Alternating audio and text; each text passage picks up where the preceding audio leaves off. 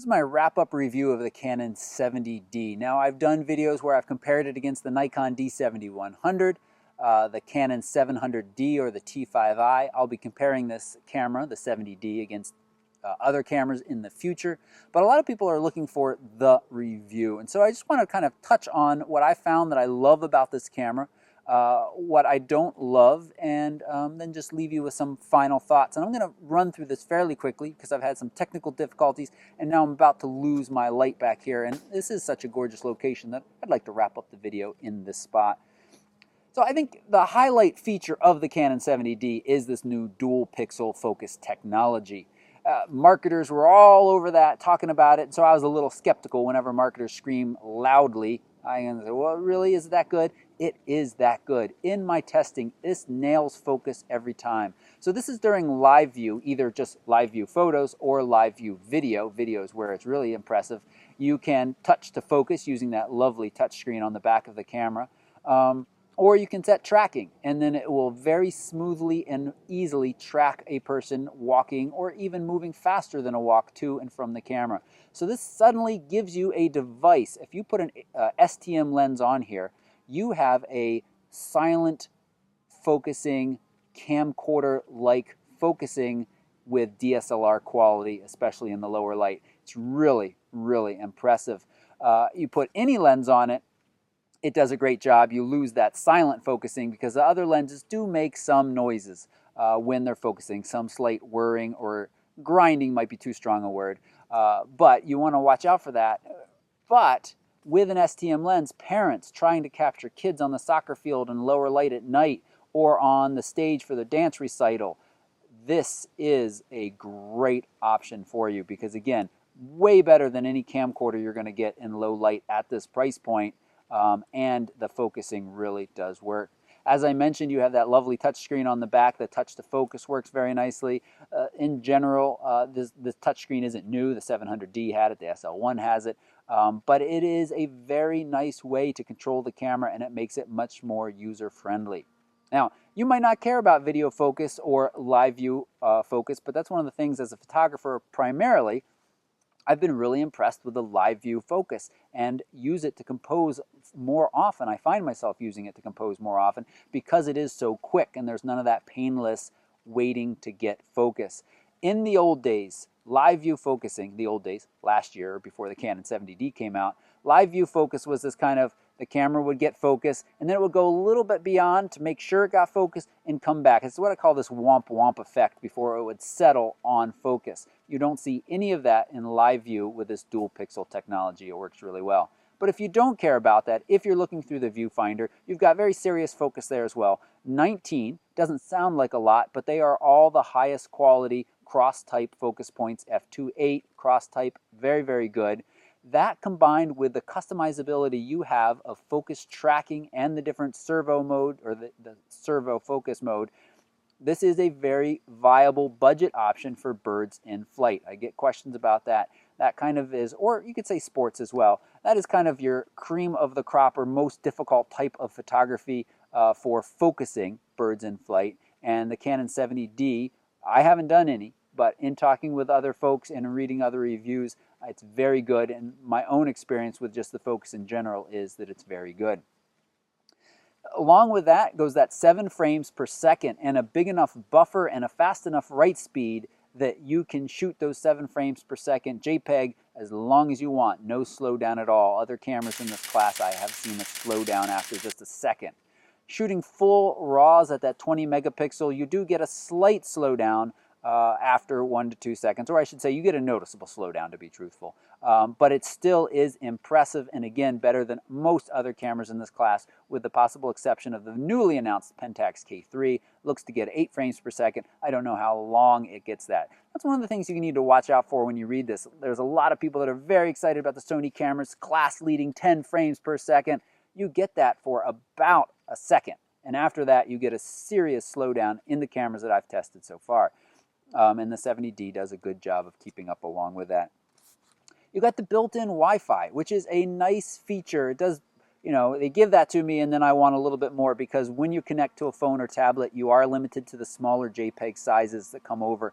you can't get full resolution files, which is probably fine. Most phones or tablets, you don't want to deal with a full resolution file on there, but I do wish you had that ability. The app is fairly basic. The software on the computer side is quite buggy. I haven't even actually gotten the Mac to work, but you do have a lot of options there of wirelessly tethered shooting, and that's nice that that's all built in. It does impact battery life somewhat, and you can't start and stop video in Wi-Fi, which I find to be frustrating. I think you should be able to. I don't need it to stream to my device, but I certainly should be able to like sit over here, press record, and then have it start recording.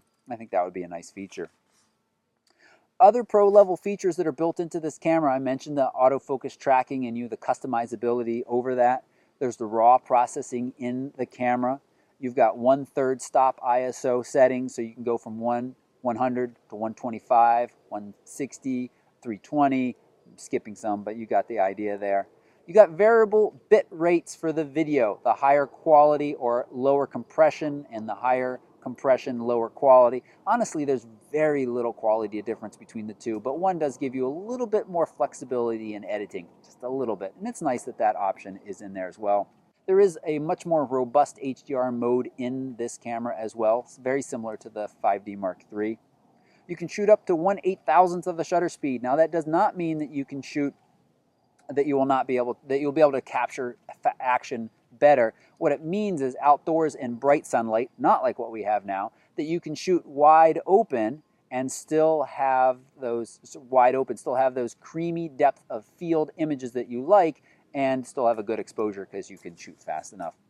Wireless flash control is built in. It is optical wireless flash control because the camera has a pop-up flash. It's not radio. And in general, excellent battery life unless you're walking around with that Wi-Fi on 24/7 and doing a lot of video recording. This is using the higher quality batteries, or the higher end professional batteries, the LPE6 batteries for Canon. So some downsides I want to touch on real quickly as my light starts to drop. No headphone jack. It would be really nice. You can watch your audio levels on the back, but when you're video recording, it would be nice sometimes to be able to plug in a headphone and hear exactly what you're getting and make sure your audio is clean. You can't do that. Along with that goes no clean HDMI out. So you can't run a cable out to an external recorder.